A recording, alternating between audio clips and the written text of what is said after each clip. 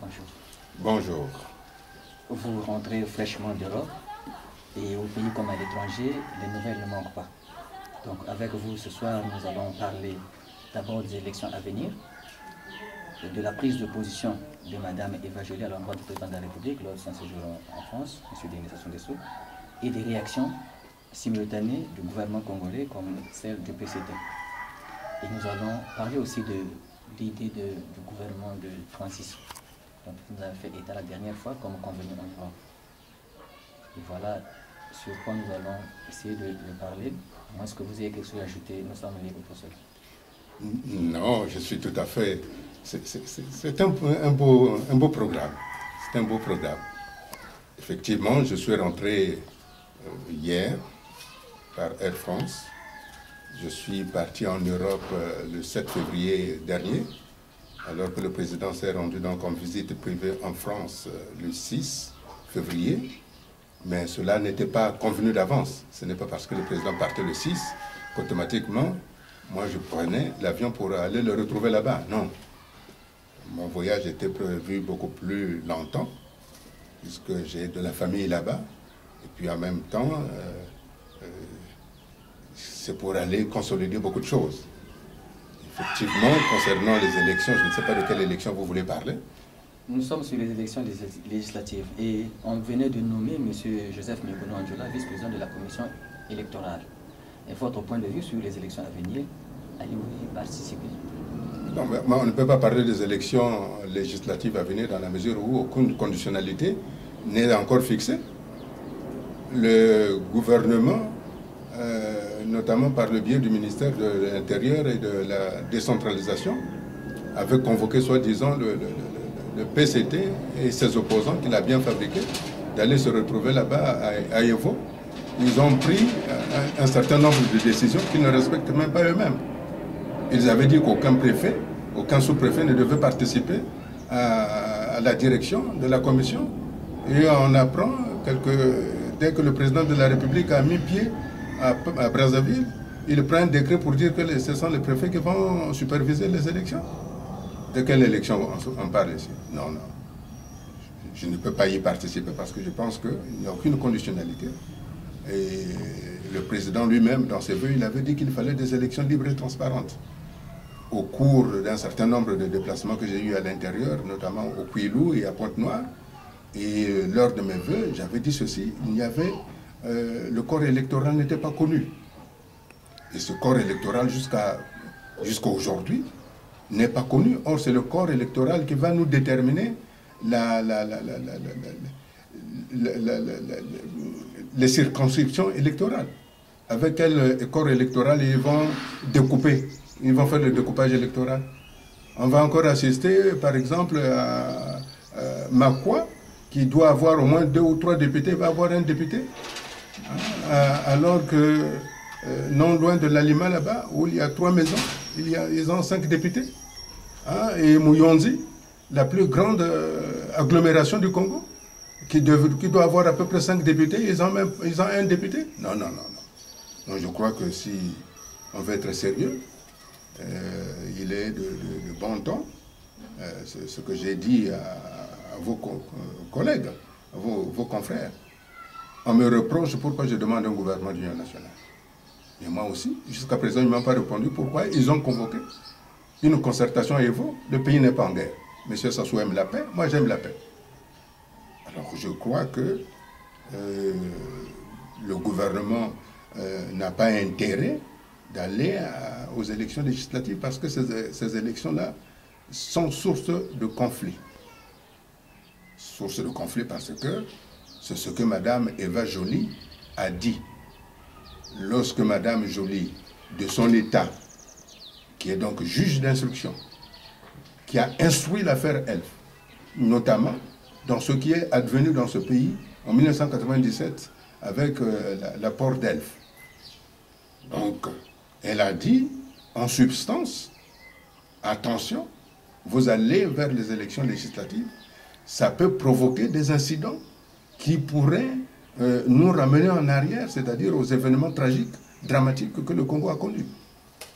Malheureusement, à la suite de cette mise en garde, le PCT est monté sous ses grands chevaux, exactement comme à l'époque où il y avait eu cette affaire des biens mal acquis, où le PCT était en train de faire des meetings en salle. Et j'avais dit, attention, il s'agit d'une affaire privée. En l'occurrence, ni le gouvernement, ni le PCT n'auraient dû réagir de manière violente à l'égard de Mme Eva Joly, qui est quand même candidate à l'élection présidentielle française. Hein? Êtes-vous sûr que Mme Eva Joly a dit ça sans preuve? Hein? Monsieur le Président, mais lorsqu'on traite notre président de la République d'assassin, est-ce que les mots ne sont pas trop durs? Je ne sais pas si on a traité M. Sassou d'assassin. Je ne pense pas que c'était ce terme qui a été utilisé. Non, Mme Eva Joly, je le redis bien, elle est juge d'instruction. Donc si elle a utilisé ce mot-là, elle sait de quoi elle parle. Donc je crois que ce qu'il lui fallu faire, c'est que le PCT pratique une politique de diplomatie souterraine. Si, c'est ce que je regrette, si le doyen Nomazalaï était là, le PCT n'aurait pas commis cette grave erreur de creuser la tombe du président Sassou. Vous savez, c'est bien beau que Mme Eva Joly se crêpe le chignon avec M. Sarkozy. Mais dès l'instant où il y a une tierce personne qui ne soit pas dans la République française, qui s'en mêle, M. Sarkozy se joint à Mme Eva Joly. Vous êtes sûr que le président Sarkozy n'était pas au courant? Hein? Le 24 janvier 2010, lors des vœux présentés à la presse, lorsque je vous ai présenté les vœux, à l'époque, Mme Michèle Alliot-Marie était ministre français de la Justice. Et M. Bernard Kouchner était ministre des Affaires étrangères. Ils avaient dit qu'ils avaient créé une chambre pour instruire, pour juger les crimes de guerre et les crimes contre l'humanité. Et j'avais dit, attention, les Européens ne créent pas les choses pour le plaisir de les créer. Ils s'en servent. Alors aujourd'hui, pourquoi immédiatement, subitement, Mme Eva Joly dise que le régime de M. Sassou a broyé les enfants du Congo? C'est qu'il y a une suite quelque part. Hein? Et je crois que si au PCT il y avait encore des gens politiques, s'ils ne faisaient pas, si ce n'était pas des guerriers, mais si c'était véritablement des fins politiques, comme M. Ambroise Nomazalaï, on n'aurait pas commencé à creuser la tombe du président Sassou. C'est pour ça que je crois, pour revenir à la première question, parce que tout ça, ça sous-entend la première question. Il est mieux, en tout cas pour la paix, puisque le président de la République tient à cette paix-là, et moi aussi. Alors il ne faut pas qu'il s'arrange avec ses opposants, qu'ils ont créés de toutes pièces, pour que nous mettions en place un gouvernement d'union nationale. Ce n'est que le gouvernement d'union nationale qui est en mesure de mettre en place une commission dans laquelle les responsables politiques doivent prendre les décisions pour aller au recensement général de la population et de l'habitat. C'est à partir de ce moment-là que nous aurons le corps électoral, d'une part. Et d'autre part, vous êtes sûr que la population veut absolument ces élections, puisque les députés n'apportent absolument rien à la population. Vous êtes venus ici, vous avez vu l'état des routes, vous avez vu l'état des marchés, vous avez vu des gens qui ne mangent même pas, des gens qui ne sont pas bien soignés.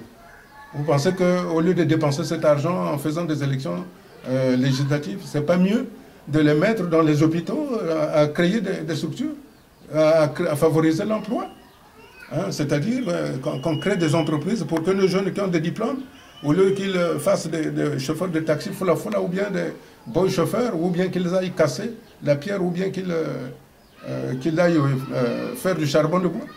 Ils ont fait quand même des études, ces garçons-là, hein, et ces jeunes femmes. Hein? Et puis nous avons des étudiants, qu'est-ce qu'elles vont devenir? C'est pas mieux de créer des entreprises que de faire une élection législative que tout le monde conteste? Non, je ne pense pas. Et pour le bien du Congo, et en particulier pour le président de la République, il est mieux que nous revenions au gouvernement d'union nationale. Monsieur le Président, je suppose que vous avez des relations avec vos frères qui sont des hommes politiques comme vous. Ceux qu'ils ont arrêtés à Ivo, ils ont eu des décisions à prendre là-bas. Quand on commence à nommer des vice-présidents, c'est qu'il y a eu un début d'application de certaines décisions. Non.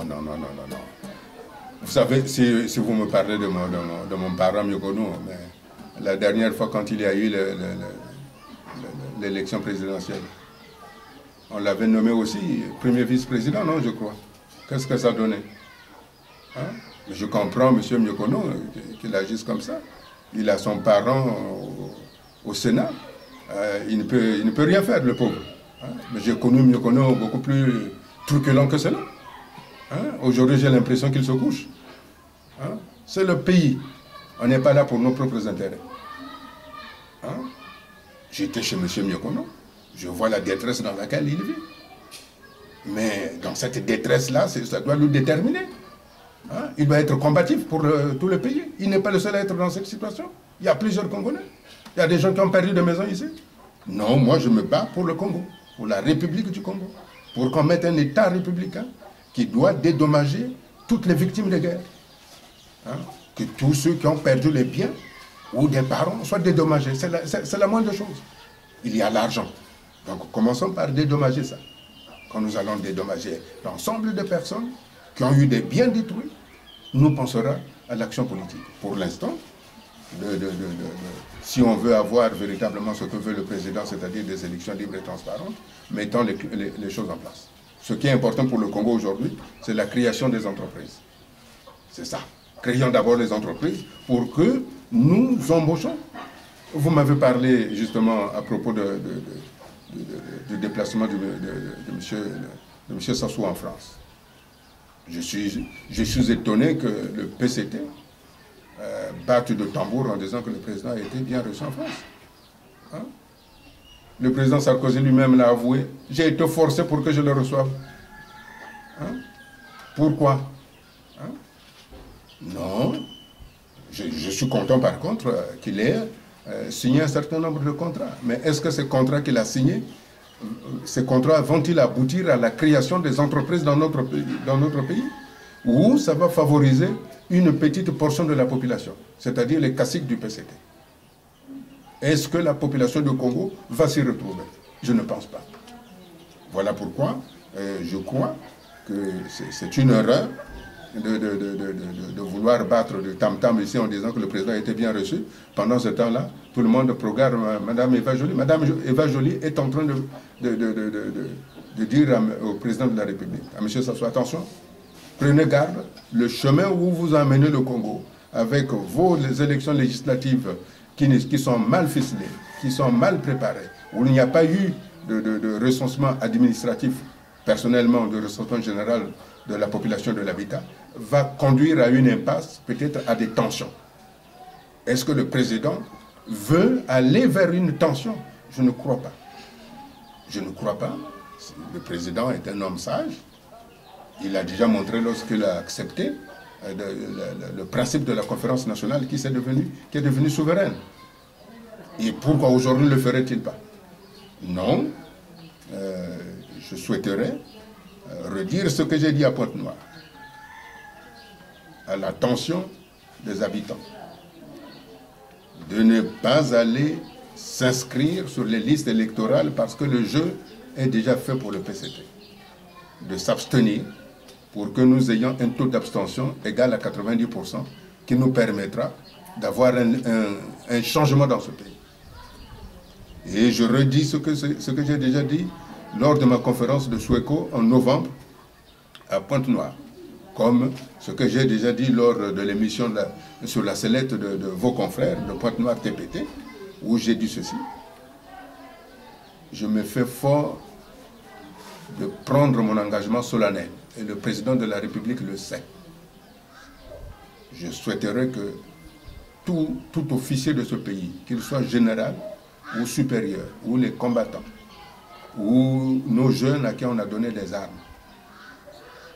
vivent en quiétude dans notre pays. Ce qui s'est passé doit être du passé. Que nos généraux n'aient pas de crainte, personne ne les arrêtera. Je souhaiterais véritablement que ces généraux-là voyagent librement au lieu de circuler seulement dans le Congo. Ils ont de la famille ailleurs. Je me porte garant pour ça.